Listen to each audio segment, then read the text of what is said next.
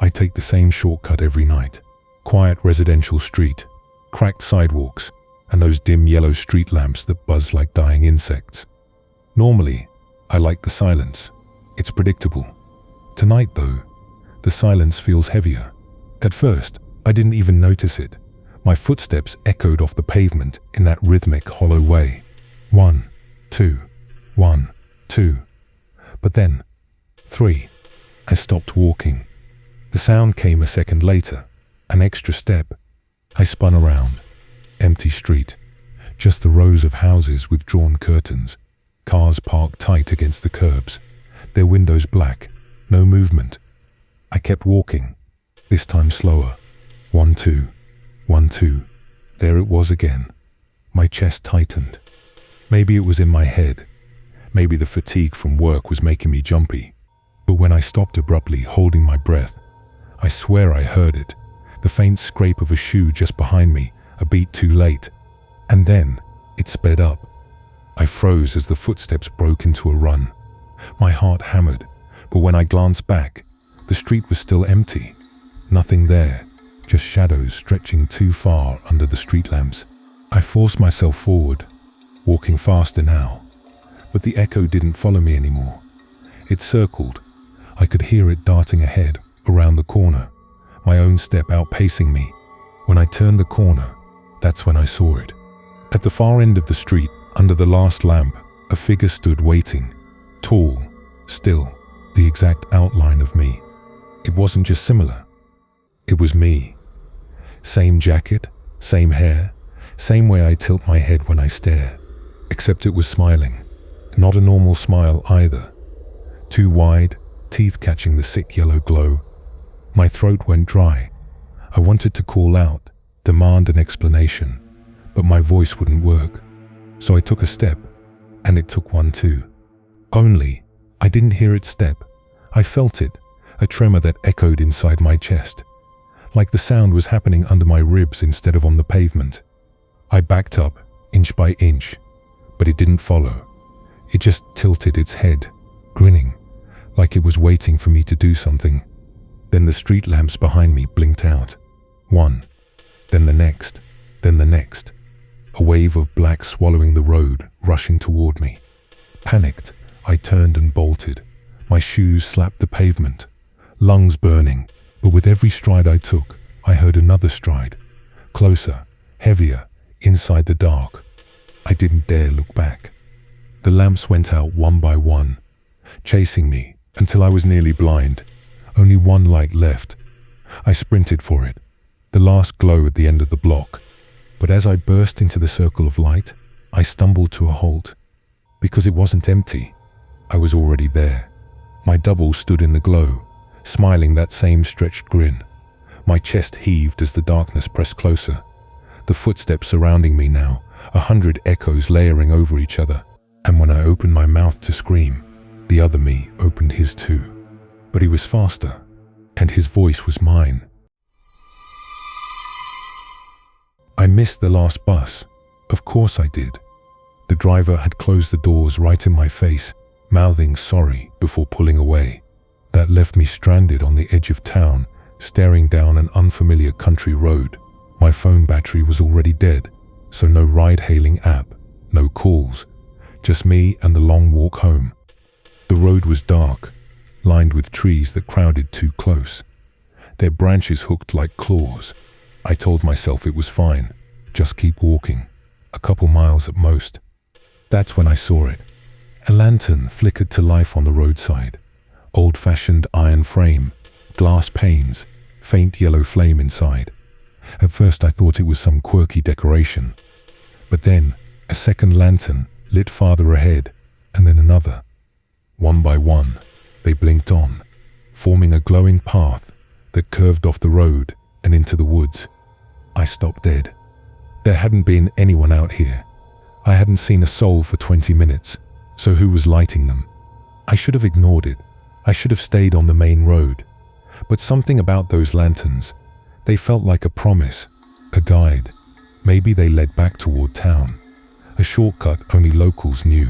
Against my better judgment, I stepped off the asphalt and followed the glow. The deeper I went, the quieter it got. Even the crickets cut out, leaving just the crunch of my shoes on dead leaves. The lanterns bobbed softly in the breeze, each one flickering alive only after I passed the last. It took me a minute to notice the first scrap of fabric. A torn scarf dangled from a branch. A little farther, a child's shoe half buried in the dirt. My pulse quickened. Maybe someone lost their belongings walking this path before me. That's all. That's all. Then I saw the glasses. Cracked lenses, twisted frame. One arm snapped clean off. And then, the ground changed. The earth was uneven. Mounded in places, fresh dirt. Packed down clumsily. Some of the mounds had sticks jammed in like crude markers. Graves, shallow graves.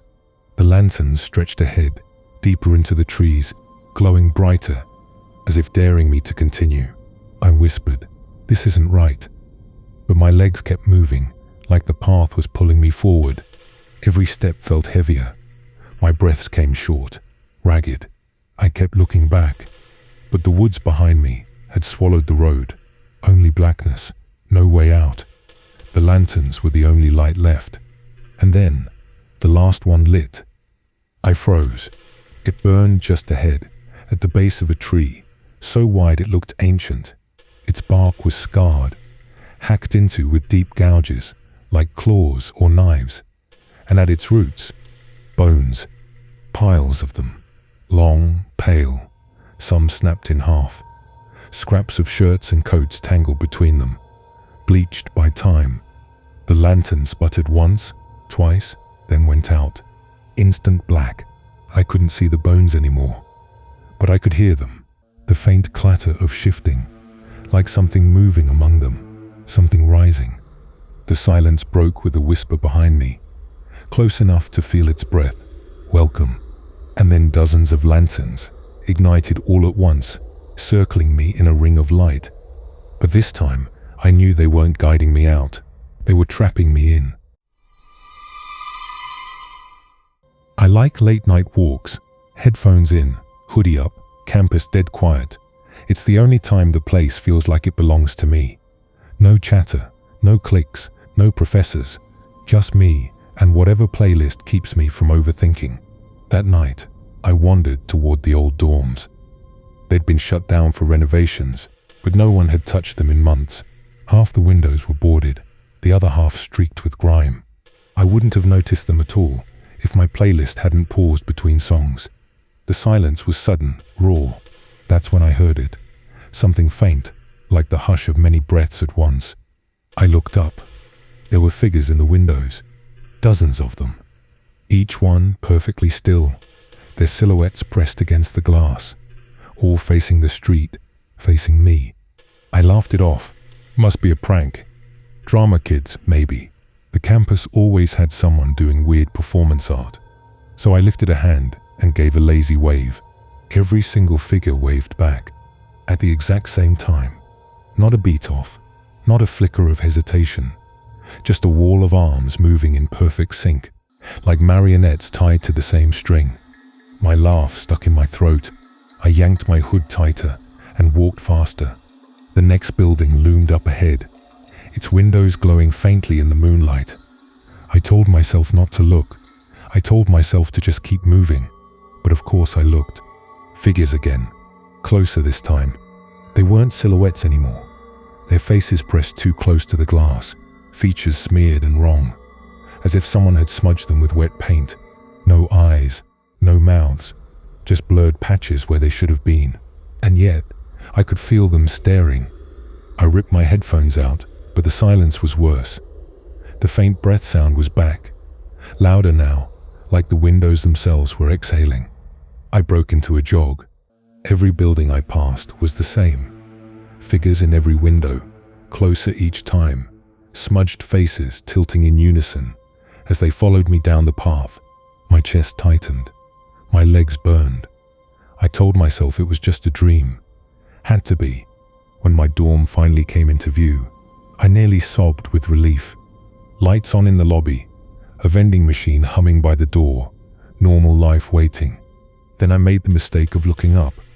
There, in my own window, stood another figure.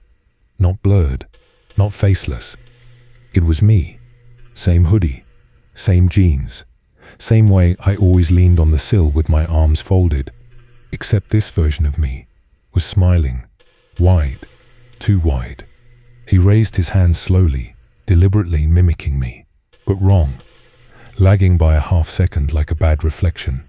I froze at the door. My keycard trembled in my grip. If I went inside, I'd have to walk up past that window, past him. I heard the glass creak above me as though something was pressing against it from the inside. And then, behind me, every window in every building lit up at once, figures crammed into the frames, blurred faces mashed against the glass, arms lifting in perfect unison, waving me in. I never touched the door. I ran, and I swear I'm still running. Because no matter where I go, when I look up at a window, he's there, waiting.